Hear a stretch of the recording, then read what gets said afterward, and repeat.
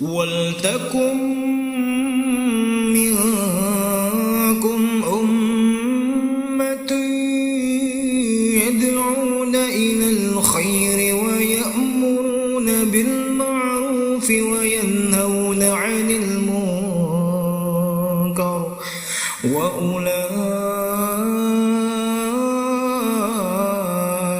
هم المفلحون.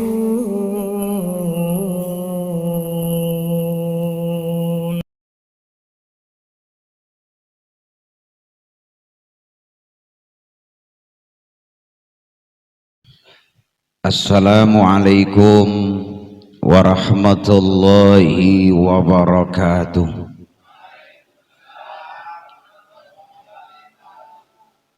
Alhamdulillahi rabbil alamin, hamdan yuwafi ni'amahu wa yukafi'u mazidah. Wassalatu wassalamu ala rasulillah Sayyidina wa maulana Muhammad ibn Abdillah wa ala alihi wa ashabihi wa man tabi'ahu wa nasarahu wa wala. Amma ba'du, qala Allah ta'ala fil Qur'anil Karim, a'udzu billahi minasy syaithanir rajim. Bismillahirrahmanirrahim. Wa ma arsalna min qablika illa rijalan nuhi ilaihim fas'alu ahla dzikri in kuntum la ta'lamun. Wa qala an-nabiyyu sallallahu alaihi wasallam, Talabul ilmi faridatun ala kulli muslimin wa muslimatin. Sadaqallahul azim wa sadaqa rasuluhun nabiyul habibul karim. Wallahu a'lamu bimuradihi bidzalik. Hadratul mukarramin yang saya hormati dan saya muliakan, Ketua DKM Musalla Nurul Huda Cengkareng Timur Al-Mukarram Bapak Dr. Andes Haji Edi Suwarno. Mudah-mudahan beliau selalu sehat walafiat, panjang umurnya sampai hari kiamat. Yang sama kita hormati dan kita muliakan pula guru kita,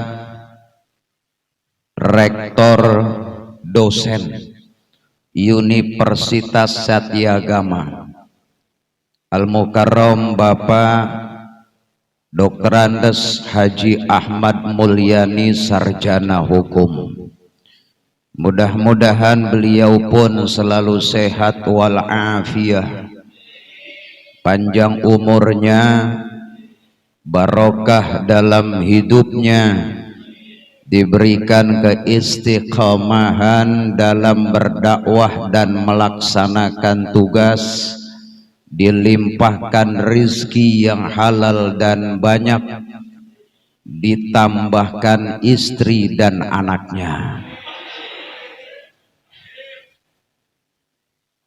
Qori kita yang baru saja melantunkan pembacaan ayat suci Al-Qur'annya, guru kita Al-Mukarram Bapak Ustadz Mukmin Nur Aziz SPDI, yang mudah-mudahan lalui lantunan ayat suci Al-Quran dari beliau barusan, Allah tambahkan beraneka ragam hal-hal yang baik di tempat ini, terutama rahmah dan ampunannya buat kita bersama. Amin ya rabbal. panitia pengajian bulanan Musalla Nurul Huda beserta jamaahnya sekalian, tak ketinggalan Bapak dan Ibu, saudara dan saudari, hadirin wal hadirat sekalian rahimakumullah. Malam hari ini di kesempatan malam yang mulia, malam yang baginda Rasul nyatakan sebagai Sayyidul Ayyam, kita bersama bersyukur sekali kehadirat Allah karena malam hari ini kita tergolong makhluk dan hamba Allah yang masih dilimpahkan sehat wal afiat, masih dianugerahi panjang umur, bahkan kita masih dapat bersilaturahmi antara satu dengan yang lain. Harapan dan dambaan kita sudah barang tentu semoga dan mudah-mudahan simpuhnya, kumpulnya kita di majlis dan di tempat yang mulia ini, Allah Subhanahu wa ta'ala kelak akan kumpulkan kita bersama di dalam surga.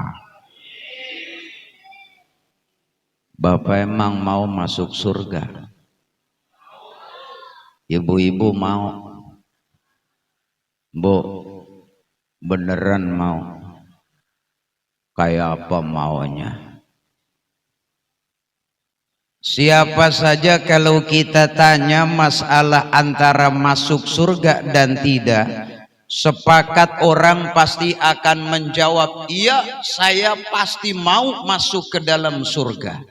Cuman persoalannya, apakah dia masuk surga jadi ashabul jannah, penghuni surga, atau cuma sekedar masuk saja? Kalau persoalan masuk semua orang bisa, tapi menjadi ashabul jannah, penghuni surga, ini yang mahal dan berat, Pak. Kenapa begitu? Hadirin sekalian, Bapak dan Ibu, saudara dan saudari sekalian, hamba Allah yang mulia. Ini waktu udah malam, Pak, kita singkat-singkatin aja udah. Sebab sudah jam 10:15 menit. Kalau kelamaan gak enak. Ya Pak, kelamaan enak apa kagak Pak? Pak, kelamaan enak apa enggak? Belagu banget, enak Jakarta. Ya, bangsa dicolek ngiler mau lama. Ya Pak, cemen. Dalam satu keterangan hadits baginda Rasul Muhammad bin Abdullah sallallahu alaihi wasallam yang pernah dinukil oleh Al-Imam Jalaluddin Abdurrahman bin Abi Bakar As-Suyuti rahimahullahu ta'ala, dijelaskan dan diterangkan Bapak dan saudara, Ibu dan saudari, bahwa nanti ada seorang suami. Seorang apa Pak? Suami. Suami ini ibu-ibu sekalian sudah berada di aqdami babil jannah, sudah berada di depan pintu surga, hampir mendekati masuk. Allah pun sudah berfirman, salamun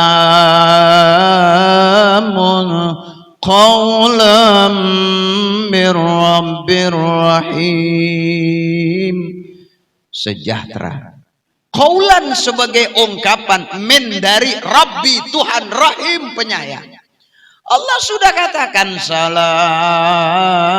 salamun, silahkan Anda masuk. Apa yang terjadi? Kata malaikat Mali, pulang, saya maju aja biar lepas. Enak, sebab nggak ada, kalau nggak ada kabelnya kan enak. Jadi Ustadz Mukmin juga legaan dikit bisa duduk dia. Itu bapak dan ibu, saudara dan saudari sekalian, suami sudah berdekat betul fi babil jannah, di depan surga. Kata malaikat, ya fulan, engkau suami, balik. Allahu subhanahu wa ta'ala tanya, mala ya maliku ayu syai'. Kenapa wahai Malik engkau panggil si fulan yang sudah fi aqdami babil jannah, sudah berada di depan pintu surga? Bukankah dia akan menjadi penghuni surga? Selidik punya selidik, bapak-bapak dan para suami sekalian. Ini suami sholatnya rajin, jamaahnya kagak pernah absen, sholat sunnahnya juga sama. Jangankan sholat duha, jangankan sholat tahajud, sholat awabin kagak pernah lupa. Puasa Ramadan dikerjakan, zakat pun ditunaikan, puasa sunnah bahkan sodakohnya. Dari ujung RW 4 sampai ujung RW 4 lain orang tahu ini orang ahli ibadah dan ahli sodakoh. Tapi kenapa malaikat Malik panggil sampai Allah bertanya, ayu syai'in ya Malik, gerangan ada apa wahai Malik? Apa yang terjadi Pak? Apa yang terjadi Bu? Bapak nanya, bagaimana selanjutnya? Insya Allah bulan depan. Ya, udah 10:30. Ya kan kalau malam tuh lagi asik berhenti ngek. Nah, penasaran ya? Nanti kalau Pak Edi nikah lagi saya terusin. Berani nggak Pak Edi? Hasrat mah ada, keberanian nggak ada Bang. Ustaz Mulia sama, pengen banget nambah bini, pengen Ustaz Mulia nih, pengen banget. Hadirin sekalian, selidik punya selidik, bapak dan ibu, saudara dan saudari, anna finnari, bahwasanya di neraka itu tengah terjadi teriakan-teriakan, yastarikhuna min ahlin nar, penghuni neraka sedang teriak mengadu, ada yang merintih, ada yang merasakan kesakitan, termasuk istri dan anak si suami yang tadi fi babi aqdamil jannah, yang sudah berada di depan pintu surga. Istrinya ada di mana Pak? Ada di mana Pak? Ada di mana Bang? Di neraka. Neraka di mana itu adanya Bang? Kagak tahu. Saya juga kagak tahu. Anaknya dari mana? Sama, lagi main lato-lato di neraka. Tok tok tok tok tok tok tok tok tok tok. Astagfirullahaladzim. Lato-lato tenar bener ini. Bisa begitu viral ini lato-lato. Kalah viralnya pengajian di musola Nurul Huda ama lato-lato. Ini bahasa Jepang ini. Bapak dan ibu, saudara dan saudari sekalian, tuh suami noleh ke belakang. Ada apa gerangan wahai Malik? Wahai engkau fulan, di dalam neraka sana ada istrimu, ada anakmu, mereka berkata menuntut kepada Allah, ya Rabbana khudh lana haqqana. Duhai Tuhan kami, ya Allah, kata istrinya Pak, kata nih istri Bang, ya Rabbana, duhai Tuhan kami masuk neraka ini Pak, ya Allah, gara-gara khudh lana haqqana, kami dulu di dunia punya hak tapi tidak diberikan oleh suami. Kami punya hak ya Allah, tapi hak kami nggak ditunaikan sama suami kami. Kata anaknya juga sama Bang, sama Pak, kami punya hak ya Allah, kata anaknya, tapi kami dibiarkan oleh bapak kami tidak dihiraukan oleh bapak dan ayahanda kami. Yuk, oh, itu akhirnya suami dijemput sama malaikat Malik. Kemudian akhirnya dimintai pertanggungjawabannya oleh Allah berkaitan dengan masalah menunaikan hak. Seorang suami wajib menunaikan hak-hak istri. Kullukum ra'in wa kullukum mas'ulun an ra'iyati. Kalian ini pemimpin, ketua musola pemimpin, ketua RT, ketua RW, bahkan nanti caleg-caleg yang naik ke atas. Yang tadi kata Ustadz Mulyani akan muncul caleg di masjid dan di musola. Saya datang dari jam 8, saya ngerokok aja di sono, Pak. Saya rekaman Ustadz Mulyani ceramahnya. Terus saya bawa ke KPK.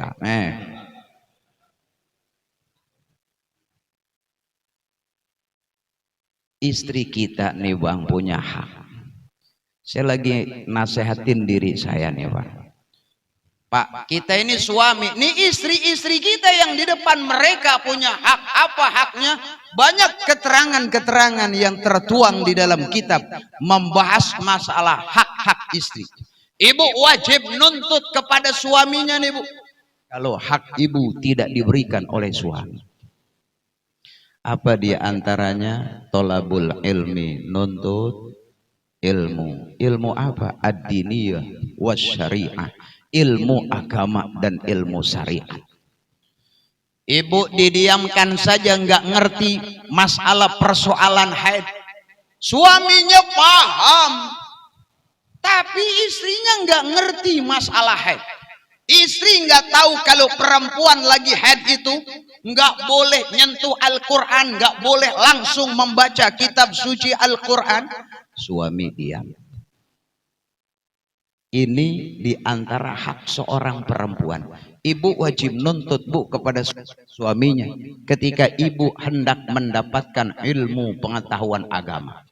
Maka ibu nggak boleh diam, ibu pun nggak boleh selalu mengikuti apa yang jadi kata suami.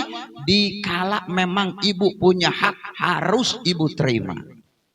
Ibu ada pengajian di sini, di Mushola Nurul Huda, di Masjid Jami' Nurul Falah, di musola lain, di majelis ta'lim lain, pengajian tata cara baca Al-Quran yang namanya tajwid, pengajian masalah ibadah, masalah fikih, pengajian hal-hal lain. Ibu dilarang sama suami untuk ikut pengajian, maka ibu berhak untuk menuntut. Kalau ibu tetap dilarang, siap kita nih suami untuk bertanggung jawab di mahkamahnya.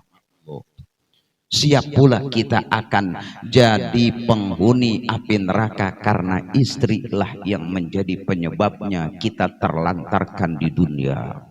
Berat apa enteng Bang jadi suami? Berat apa enteng? Mentakan orang nikah itu harus punya persiapan zahir batin, mentalnya harus benar-benar siap. Nikah bukan sekedar melambaikan janur kuning.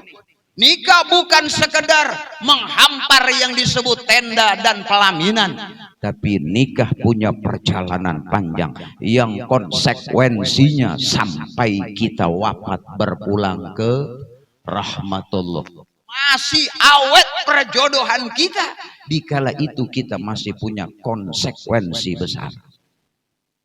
Makanya nih suami mestinya masuk surga, tapi enggak jadi dia menjadi ashabul jannah. Sekedar baru masuk lalu kemudian ditarik. Maka ada istilah dua. Ada masuk surga, ada menjadi penghuni surga. Al-Quran lebih dominan menyebutnya dengan kata-kata ashabul jannah hum fiha khalidun. Penghuni surga, bukan masuk surga. Ya Pak. Sebagai suami ini kalau lalai saja, istri kita biarkan nih Pak. Dia ngobrol sama tetangga. Tetangga kita laki-laki, kita tahu dia ngobrol.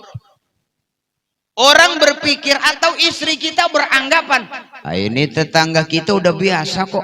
Saya sama dia udah kayak saudara. Betul, akrab. Tapi bapak dan saudara bicara persoalan kehormatan, bicara persoalan citra, suami sebetulnya harus wajib cemburu, paling tidak memberikan nasihat. Mama, manggilnya apa? Sama istri. Pakai beb lagu wong. Ya, ayang lagi, ayang mula doang. Ya, seminggu ayang udah punya anak satu aja malu. Simbok lagi dipanggil. Pak, bapak nggak boleh lalai. Ya Allah, ini belakangan kalau saya cermati pelan-pelan, kayaknya lumrah banget nih ibu-ibu, istri kita ngobrol sama tetangga biasa, dia duduk dempet, kita nggak punya rasa cemburu Pak, Bang. Ya Allah, siap kita nanti dituntut sama dia, gara-gara kita biarkan dia.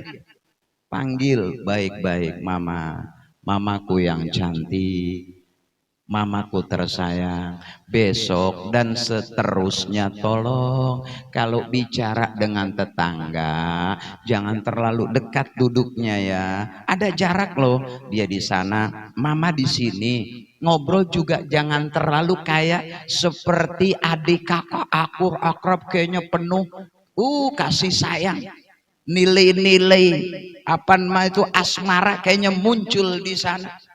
Baik tetangga bisa nilai, biasa dia mah dari dulu, tapi orang dan tamu luar bagaimana punya penilaian. Mohon maaf, satu ketika bapak dan saudara punya istri demikian, datanglah guru kita Ustadz Mulyani datang ke rumah kita.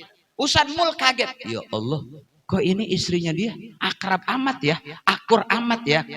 Bapak dan ibu, terutama bapak-bapak, bapak jangan terlalu percaya dengan keakraban itu yang kita pikir lumrah. Kita enggak tahu yang namanya hati, kita enggak tahu perasaan seseorang. Maka ada istilah bahasa, dalamnya lautan bisa diukur, dalamnya hati yang disebut perasaan tidak ada orang yang paham dan tahu.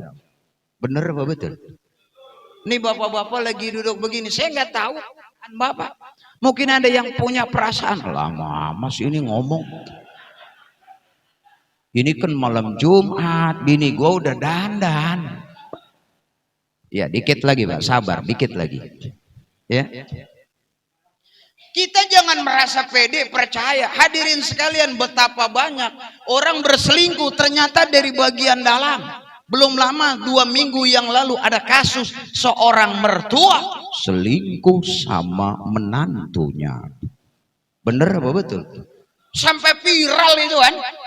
Dan mereka mengakui, iya saya cinta sama mantu saya, kata mertuanya. Si mantu juga bilang, iya saya awalnya cuman biasa tapi kok keterusan, abang yang enak.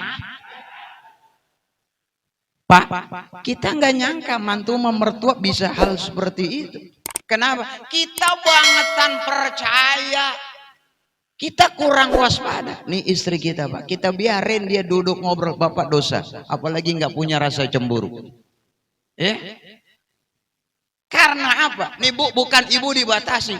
Ibu ini sebenarnya barang apa itu yang paling berharga, intanlah ibu-ibu sekalian ya.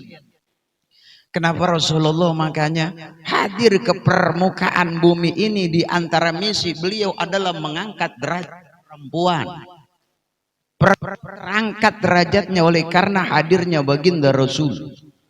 Sebab itu sejelek-jeleknya kaum perempuan, sejelek-jeleknya istri Bang, walau pipinya udah mulai kisut, matanya udah mulai kurang awas, bibirnya udah turun, napasnya udah mulai bau, kelihatannya udah kagak ngenakin aja, tetap nih perempuan adalah permata kita.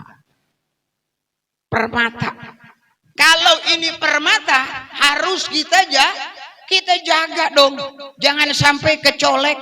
Ya dilihat boleh, dicolek jangan. Makanya Rim ayat 6, Allah Subhanahu wa ta'ala ini tujukan perintahnya bukan kepada perempuan tapi kepada kita sebagai suami.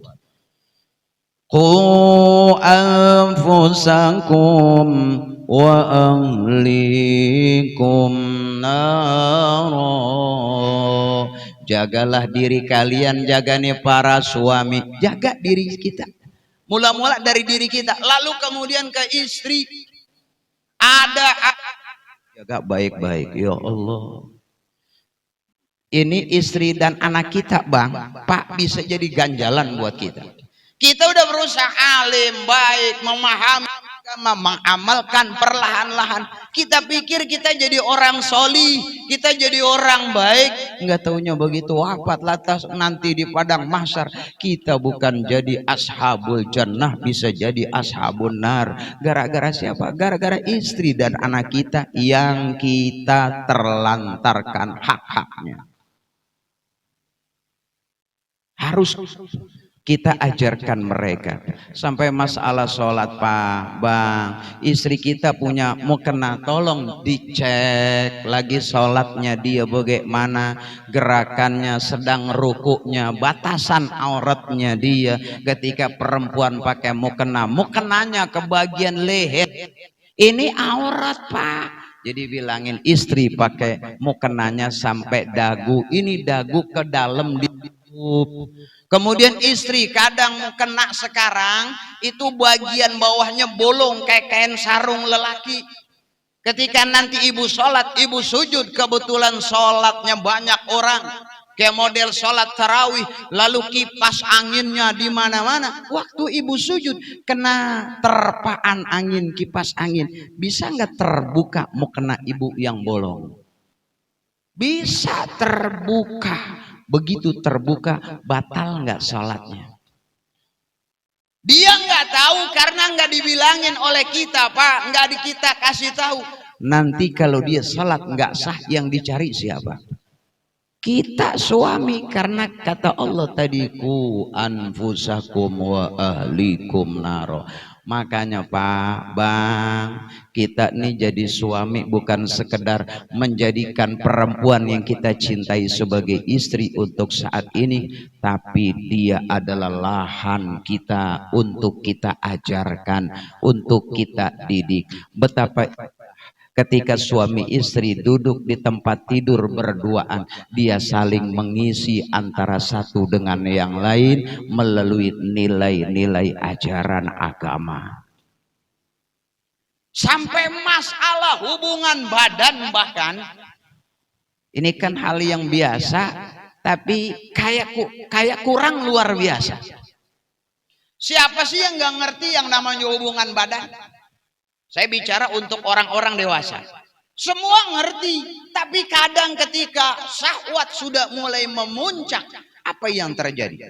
Apakah di sana ada adab dan etika dalam hubungan badan? Kurang. Karena syahwat sudah memuncak, kadang terlanggar. Mohon maaf, beribu kali maaf. Kadang gaya kayak binatang dari belakang. Bener betul. Bener betul. Itu nggak boleh hadirin sekalian. Mal'unun man ata imra'atahu min duburi. Dilaknat orang suami yang bersetubuh dengan istri dari arah belakang. Eng. Siapa yang setubuhnya begitu? Kadang kita melupakan rambu hal seperti itu. Padahal bapak dan ibu, saudara dan saudari sekalian, kita nih udah diajarin ada adab, ada etika. Walau benar dan betul Allah melalui Al-Quran menyatakan, Paktu hartakum anna syi'tum. Datangi, gauli istrimu sesuai kemauan kamu. Maksudnya bukan artinya semaunya kita, ikuti ada arahan-arahan. Makanya sebetulnya pembenahan dalam masalah rumah tangga, hubungan badan, melayani suami itu dibahas dalam sebuah majelis. Ibu kalau melayani suami harus dengan tulus dan ikhlas. Ibu, yang namanya dandan itu harus hanya ditujukan kepada suami. Sekali-kalilah ibu kalau ke pengajian, ke kondangan, ke arisan, tolong nggak usah dandan. Bisa nggak Bu? Ibu kondangan nggak usah dandan, pakai bedak sekedar saja.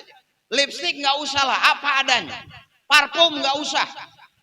Ya, nanti kalau berhadapan dengan suami, pakai yang sesempurna mungkin, ya bedaknya, ya dandanannya, ya parfumnya. Karena Bu, yang modalin ngebeliin kosmetik itu adalah suami.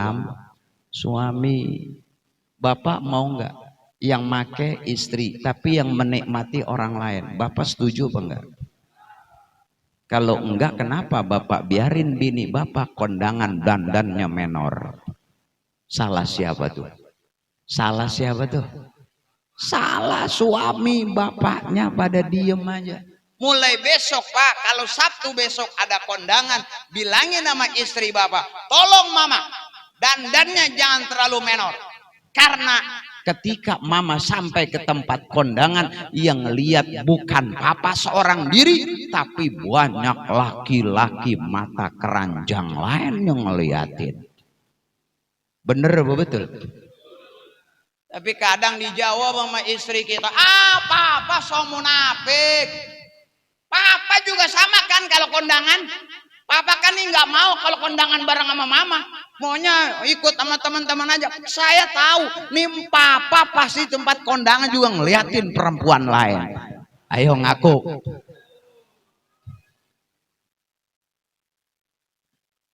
Ini beban hadirin sekalian. Saya ini mau merinci tentang masalah kerikil kecil tapi serius, yang mengakibatkan kita punya amal. Bang Nuryadi, Pak Edi, udah bagus amal kita ya Allah, ternyata nanti malah kita bukan masuk surga melainkan masuk neraka.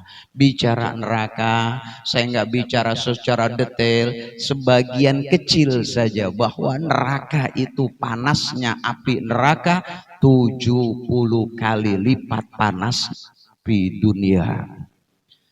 Puntung rokok menyala itu panas. Nanti api neraka lebih dari itu. Jikalau di sini ada pabrik, ada gudang, ada rumah besar kebakaran, berapa kilometer kita udah rasakan panasnya? Berapa ratus meter kita udah bisa rasakan panasnya? Ayo Pak, coba. Dulu pabrik kembang api kebakaran, Ramayana pernah kebakar. Ketika kita mendekat arah ke sana, kadang 500 meter menuju api itu udah terasa panasnya.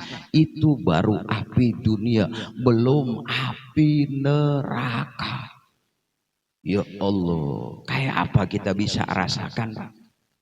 Wah, kayak kita mah badan kerempeng kecil kayak begini langsung angus. Jangan salah, buka kitab tafsir Yasin As-Syaikh Hamabizadah. Besok yang kerempeng kurus kayak saya, yang gemuk bahkan siapapun itu nanti tingginya sama setinggi Nabi Adam, umurnya sama seumuran Nabi Isa waktu diangkat ke langit oleh Allah, usia 33 tahun. Badan kita nggak ada yang kurus, nggak ada yang bangetan gemuk, semua sama dan bahkan telanjang bulat. Kenapa harus begitu? Supaya waktu nanti kita masuk neraka terasa betul azabnya Allah. Liyadzuqul azab. Terasa, Pak. Jadi jangan kepikiran, gua mah kerempeng, paling kena panas neraka juga langsung mati. Nggak begitu, Pak. Yang kecil bahkan asik tuh, kata Imam Syafi'i, asik tuh ibu kita, istri kita melahirkan lalu gugur cuma segumpal daging, ini akan diwujudkan oleh Allah Ta'ala. Makanya kalau istri kita keguguran segumpal daging keluar, itu kata Imam Syafi'i harus dikasih nama dan harus dimakamkan, dikuburkan tanpa harus disolatkan, langsung udah kuburin, kasih nama. Namanya siapa, jenis kelaminnya kita nggak lihat, pakai piling saja. Laki-laki udah namain siapa, Muhammad Ali, silakan. Ini perempuan, namain siapa, silakan.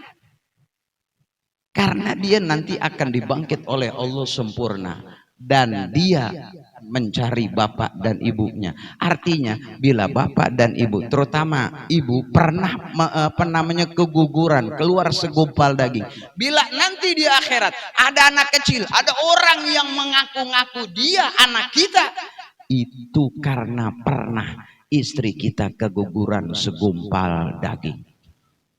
Berat nggak Bu waktu keguguran itu? Sakit nggak Bu? Kata orang yang pernah keguguran, sakitnya 2 kali lipat dari melahirkan. Makanya kita jaga istri kita baik-baik, Pak. Jangan ada bahasa dia bawel, dia udah jelek dan seterusnya. Ya wajarlah seiring dengan bertambahnya waktu. Kalau dia mengalami penurunan, maka tetap kita sayangi karena ini amanah dari Allah. Allah Pak yang titipin istri ke kita. Kok bisa? Lah iya, Bapak dulu waktu masih muda, masih bujangan, punya pacar. Ada di daerah sini, ada juga yang daerah Cengkareng Barat mungkin pacarnya. Ada yang di Tangerang, ada yang di Kalideres, ada juga yang di Grogol. Tapi Bapak sekarang kawin sama yang mana? Semua mantan-mantan itu ternyata enggak jadi istri. Yang jadi istri justru orang sini. Kok bisa? Itu tandanya Allah pilih jodoh buat kita. Allah yang tentuin. Kalau Allah yang tentuin berarti Allah yang kasih. Kalau Allah yang kasih itu namanya amanah. Ini istri kita walaupun dia udah jelek, walaupun dia udah bau, ini titipan dari Allah Pak. Makanya ibu boleh protes.